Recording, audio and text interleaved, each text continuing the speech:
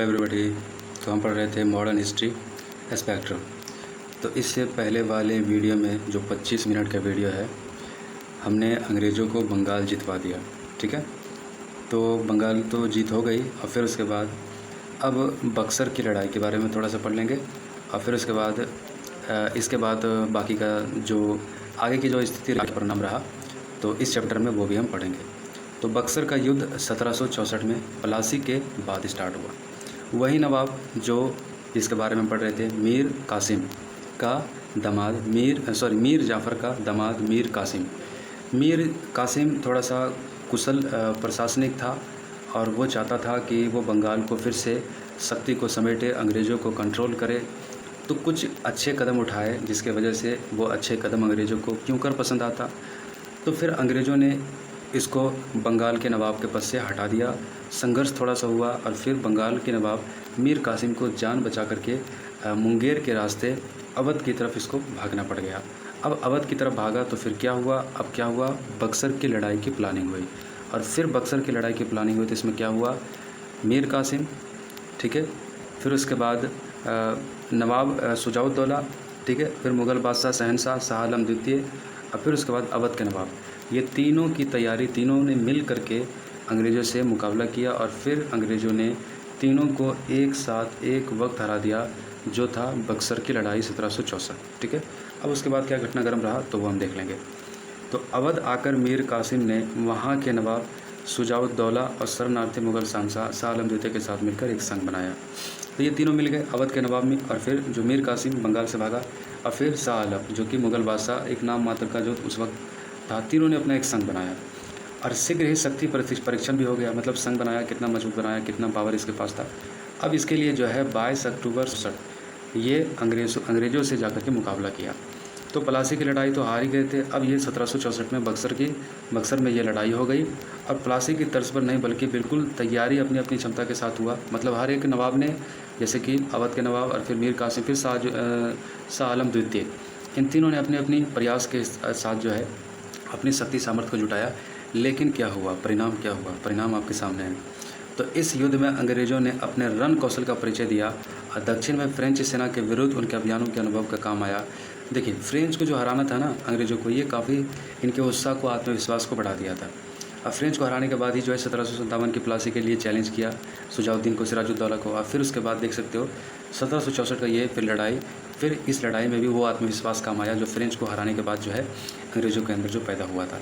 तो वांडीवास में 1760 में अंग्रेज़ों ने फ्रांसीसियों को करारी मात दे रखी थी। ठीक है, अब मीर कासिम का संघ बुरी तरह से पराजित हुआ। अब 1764 में वो उत्साह काम आ गया, वह आत्मविश्वास अंग्रेज़ों का काम आ गया, जो 1760 में वांडीवास की लड़ाई में फ्रांसीसियों को जो बुरी तरीके से हराया था। तो इस युद्ध में उत्तर भारत के प्रत्येक संभावनाओं को अंग्रेज़ों ने कुचल दिया। जो बड़े बड़े शासक थे, अब अवध का नवाब है, मुग़ल बादशाह शाह आलम द्वितीय, फिर उसके बाद मीर कासिम, ये तीनों को एक साथ हरा देना, मतलब समझिए कि भारत के इस जो भी संभावनाएं थी अंग्रेज़ों के लिए सारे खोल दिए और भारतीयों के लिए सारे कुचल दिए गए।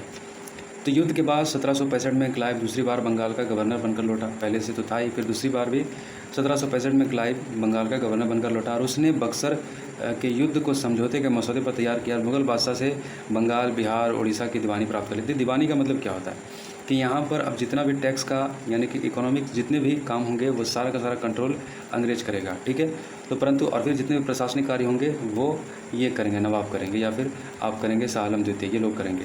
तो ये चीज़ें हो गई। तो परंतु क्लाइव के आने से पहले मीर जाफ़र की मृत्यु हो चुकी थी और 1765 यही मीर जाफ़र जो कि अवध बक्सर की लड़ाई की योजना बनाने वाला था, अब इसकी मृत्यु हो चुकी थी। और 1765 और उसके बेटे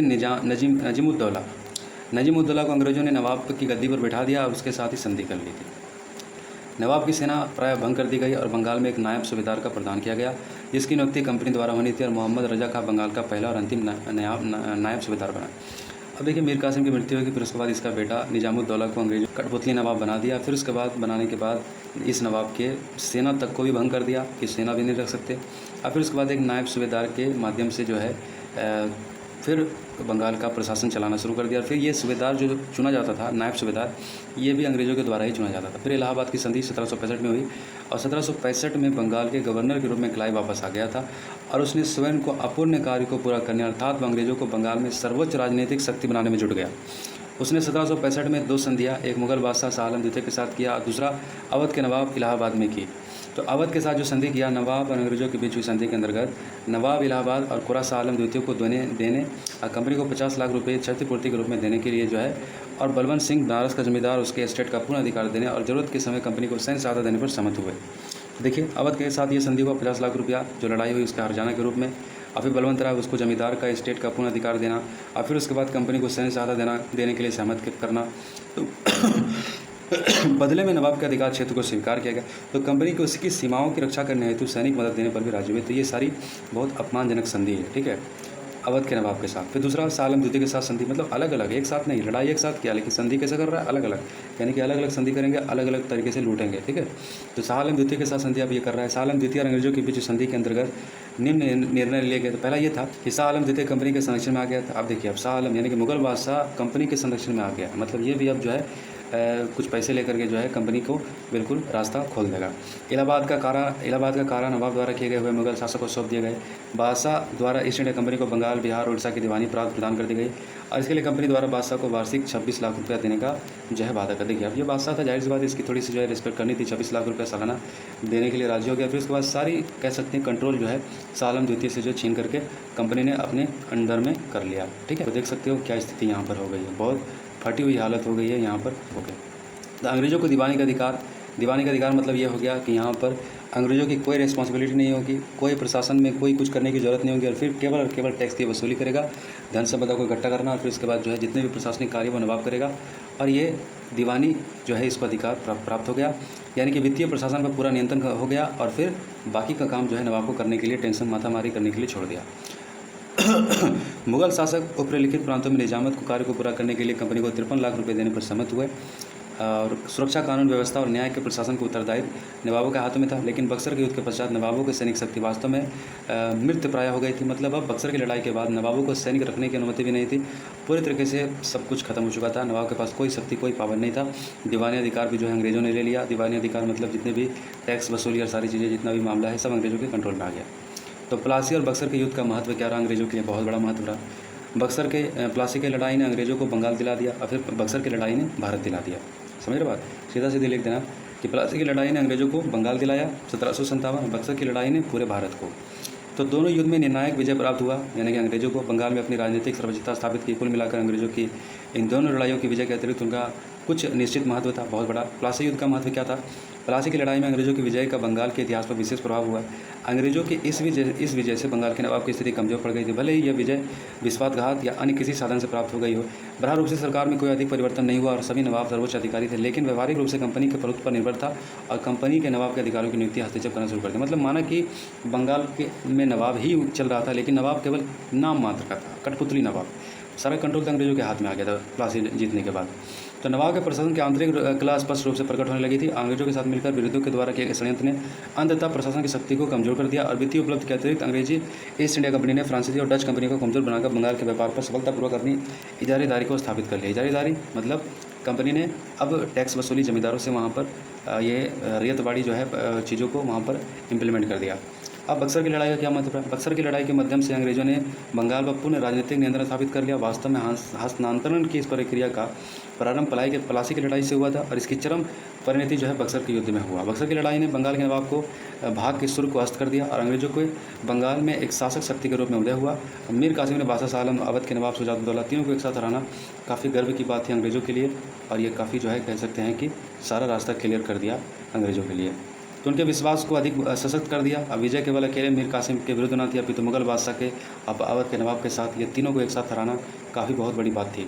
इस प्रकार प्रारंभिक स्तर पर अंग्रेजों की रुचि बंगाल के संसाधन और बंगाल के व्यापारिक क्षमताओं का उपयोग करके एशिया के व्यापार पर अपना इजारेदारी कायम करना था। ईस्ट इंडिया कंपनी और उसके अधिकारियों की बढ़ती हुई व्यापारिक रुचि थी कि कारण नवाबों के साथ संघर्ष ने जन्म लिया। बंगाल की राजनीति में अंतर निरहित कमजोरी ने अंग्रेजों को नवाब के विरुद्ध युद्ध में विजय प्राप्त करने में बड़ी मदद की। अब विभिन्न गुटों के शासकों से अलगाव ने ब्रह्म शक्तियों को व्यवस्था तोड़ने की प्रेरित कर दिया। मतलब अब जो लक्ष्य था अंग्रेजों का एशिया के इस कॉन्टिनेंट में जो है बहुत ऊंचाई को पहुंच गया। बंगाल के जीतने के बाद, प्लासी भी जीतने के बाद, बक्सर जीतने के बाद पूरे तरीके से जो है इनका विश्वास, आत्मविश्वास बहुत ज़्यादा बढ़ गया। अब बंगाल में द्वैत शासन स्टार्ट हो गया। द्वैत शासन का मतलब क्या हुआ, जो एक इकोनॉमिकल जितने भी मामला थे सारे के सारे जो है क्लाइव के कंट्रोल में है, और फिर उसके बाद जो भी प्रशासनिक मामले थोड़े बहुत जो जिसमें जो माथा पेची वाला जो काम है सब जो है नवाब के हाथों में सौंप दिया। बाकी जितना धन दौलत लूटने वाला मामला था सब जो है क्लाइव अपने कंट्रोल में ले लिया। द्वैत शासन प्रणाली 1765 से लेकर के 1772 तक ये चला। अब बक्सर के युद्ध के पश्चात रॉबर्ट क्लाइव ने बंगाल में द्वैत शासन की शुरुआत कर दी, जिसमें दीवानी मतलब राजस्व वसूलने का सारा मामला जो है क्लाइव अपने हाथ में ले लिया। धन संपदा वाला जितना भी मामला था, निजामत पुलिस और न्यायिक मामला जो है कंपनी के नियंत्रण में आ गया। मतलब अब पुलिस और न्यायिक कार्य भी दोनों कंपनी के हाथ में, और कंपनी के दीवान के रूप में दीवानी अधिकारों का डिप्टी सूबेदार का नियुक्त करके निजामत अधिकारों का प्रयोग किया। कंपनी ने मुगल शासक से दीवानी कार्य हासिल किए, निजामत कार्य बंगाल के सूबेदार प्राप्त किया। द्वैत शासन इसलिए कि प्रशासनिक दायित्व तो बंगाल के नवाब पर था, लेकिन राज वसूली का दायित्व जो है ब्रिटिश इंडिया कंपनी पर था। ठीक है, इस तरीके से मतलब प्रशासनिक जितने भी काम है नवाब करो, और फिर उसके बाद जितने भी टैक्स वसूली करने के जो भी मामला थे सारे क्लाइव के हाथ में था। प्रशासन के रीढ़ का अर्थ होता है वित्त, यानी कि जाहिर सी बात है किसी भी शासन के लिए पैसा ही सबसे इंपॉर्टेंट होता है, अर्थव्यवस्था ही सबसे इंपॉर्टेंट। तो वो कंट्रोल किसके हाथ में था, क्लाइव के हाथ में था। 1765 ईस्वी के अगस्त महीने में स्थापित द्वैत शासन व्यवस्था के अनुसार वित्त अर्थात कर वसूली का अधिकार कंपनी को मिला, जबकि प्रशासन का नवाब के हाथों में रहने दिया गया। सबसे बड़ी बात यह थी कि नवाब और कंपनी दोनों की अलग अलग स्वतंत्र सत्ता थी। मतलब कंपनी अपना मनमानी कर रहा था, और नवाब को जो है छोटा मोटा जो भी चीज़ें चल रही थी उसको माथा पेची वाला उसको करने के लिए छोड़ दिया। कि दीवानी का अधिकार प्राप्त हो जाने से कंपनी की स्थिति मजबूत और परिवर्तन हो गया। दीवानी कार्य में मालगुजारी के साथ साथ आंशिक स्तर पर न्याय करना भी था। रॉबर्ट क्लाइव ने दीवानी का भार संभाला। मोहम्मद रजा खां तथा बिहार में राजा सिताब राय नामक को दो भारतीय अधिकारियों को सौंपा, यानी कि मोहम्मद रजा खां और बिहार में राजा सिताब राय को भारतीय अधिकारियों के रूप में ये सौंपा, यानी कि दीवानी का कारोबार क्लाइव ने जो है बंगाल का खुद संभाला, और बिहार का और बंगाल में मोहम्मद रजा खां और बिहार में सिताब राय को जो है ये कार्य सौंप दिया। प्रमुख दीवानी कार्यालय मुर्शिदाबाद पटना में स्थापित किया गया। शासन प्रबंध और फौजदारी के मामलों के सुलझाने के लिए ईस्ट इंडिया कंपनी ने बंगाल के नवाब को 53 लाख रुपये वार्षिक देना निश्चित कर दिया। उस समय बंगाल का नवाब अल्पवयस्क था। 53 लाख रुपये देकर इसको फुसला दिया, बाकी जितना भी दौलत था सब ये जो है मजा मार रहा था। उस समय बंगाल का नवाब कम उम्र था, बेवकूफ़ था, इसलिए मोहम्मद रजा खां को नायब सूबेदार की संपूर्ण शक्ति सौंप दी गई और नवाब नाम मात्र का जो है शासक रह गया। इस तरह कंपनी ने प्रशासन पर अपनी प्रभावी नियंत्रण स्थापित कर लिया। मतलब कंपनी पूरी तरीके से बंगाल को निगलने के पूरी तरीके से जो है अपने कब्जे में, कंट्रोल में पूरी तरीके से ले लिया। अब द्वैत शासन के दोष क्या थे, द्वैत शासन की वजह से नुकसान क्या हुआ। रॉबर्ट क्लाइव एक कुशल सेनापति के साथ साथ एक अच्छा प्रशासक और सफल कूटनीतिक भी था। उसने द्वैत शासन के स्थापित कर बंगाल, बिहार, उड़ीसा में अंग्रेजी शक्ति को बहुत बुरी तरीके से जो है यहाँ पर फैला दिया।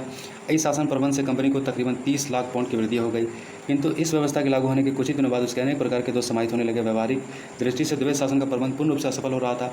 परिणाम बुरे निकले। एक, प्रशासन का पूरा दायित्व उठाने में नवाब असमर्थ था, क्योंकि एक तो वह आर्थिक दृष्टि से कमजोर था, दूसरी कंपनी का उस पर नियंत्रण था, जबकि दूसरी और अंग्रेज कंपनी के हाथों में शक्ति थी, उसके पास प्रशासन का कोई दायित्व नहीं था। यानी कि मतलब लोगों की हालत बहुत बुरी तरीके से चरमरा गई।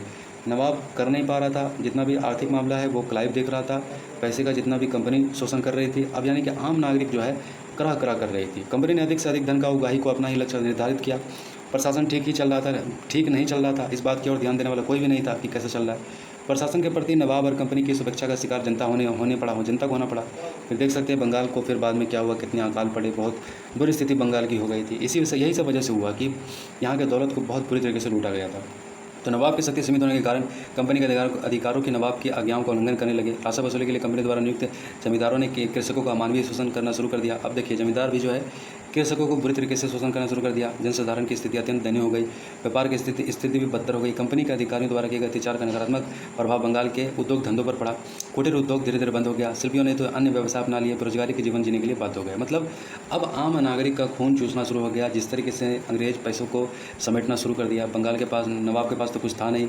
अब जो है चीज़ें आम नागरिक को बुरी तरीके से प्रभावित करना शुरू कर दिया। द्वैत शासन बुरी तरीके से बंगाल के लोगों को बहुत बुरी तरीके से निर्धन बना दिया।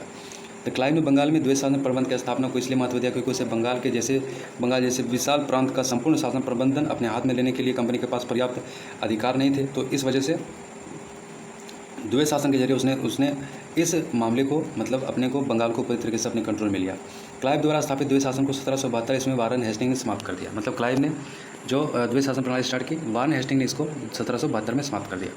द्वैत शासन की समाप्ति का अधिकार हेस्टिंग ने इस व्यवस्था के दोषों को निराकरण को बताया। उसने कहा कि बिहार, बंगाल, उड़ीसा के नायब दीवान मोहम्मद रजा खां और राजा सिताब राय को पदमुक्त कर दिया तथा शासन का संपूर्ण दायित्व अपने हाथ में लिया। अब देखिए, अब ये भी सिताब राय, रजा खां बंगाल का और फिर सिताब राय, मोहम्मद रजा खां बंगाल का और सिताब राय बिहार का।